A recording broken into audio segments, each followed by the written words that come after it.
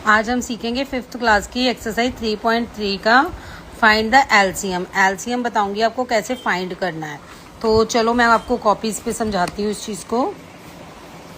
जैसे आपने यहाँ पर आपने एलसीएम लिख लिया 5 और 10 का, तो आपको सबसे पहले बताया था मैंने कि स्टार्टिंग में आपने 2 का टेबल ही लेना है। सबसे पहले हम छोटा टेबल ही लेते हैं। अगर आपकी दोनों डिजिट सेम टेबल में जा रही हैं तो वो टेबल लेंगे आप, नहीं तो अदरवाइज आप नेक्स्ट टेबल लेंगे।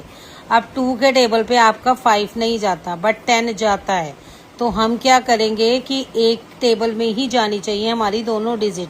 तो हम आगे जाएंगे। 2 के बाद हमारा आता है 3 का टेबल, तो 3 में हमारा दोनों ही डिजिट नहीं जाती। अब आप 4 पे आ जाइए, 4 पे भी दोनों डिजिट नहीं जाती। तो आप आगे आइए 5 का टेबल। 5 के टेबल पे 5 भी जाता है और 10 भी जाता है। अब जो टेबल लेंगे आप, टेबल आपका हमेशा यहाँ पर बाहर आना चाहिए एलसीएम में। तो आप देखेंगे 5 के टेबल पे 5 कितने पे जाता है, 5 1 जा 5, यानी कि ये 1 पे जाता है। अब यहाँ पर कॉमा लगा है तो कॉमा लगा देंगे।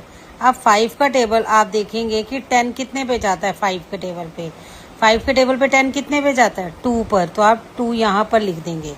फिर आप सबसे पहले यहाँ पर लाइन लगाएंगे। बच्चे ना कई बार लाइन नहीं लगाते, लिखते रहते हैं, तो वो आपका सम भी अजीब सा लगेगा, बड़ा रॉन्ग सा लगेगा।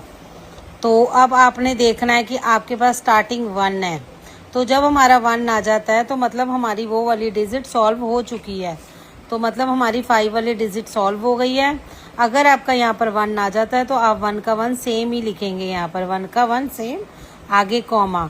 अब आपका 2 आया यहाँ पर। अब आपको क्या बोला था स्टार्टिंग में, क्या लेनी है, 2 का टेबल, तो आपने सबसे पहले 2 का टेबल ही लेना है। 2 के टेबल पे 2 कितने पे जाता है, 1 पे, 2 1 जा 2। तो अब आपका दोनों ही डिजिट में 1 आ गया, इट्स मीन आपका सम भी सही है और ये सम यहाँ पर खत्म हो जाता है। अब उन्होंने क्या बोला था इसमें कि हमें फाइंड करके दो, तो फाइंड में आपने इनका एलसीएम बताना है। यहाँ पे आप लिखेंगे एलसीएम। एलसीएम किसका है, यहाँ पे 5 और 10 का। तो ये जो आपकी दोनों डिजिट होंगी वो आप यहाँ पर उतारेंगे 5, और इसमें हम बीच में मल्टीप्लाई का साइन करते हैं हमेशा। 5 के आगे आएगा मल्टीप्लाई, फिर आएगा 2 का 2, तो दोनों को मल्टीप्लाई करेंगे, 5 2 जा 10, तो हमारा आंसर आया 10। इसको हमने फाइंड किया तो हमारा आंसर आया 10।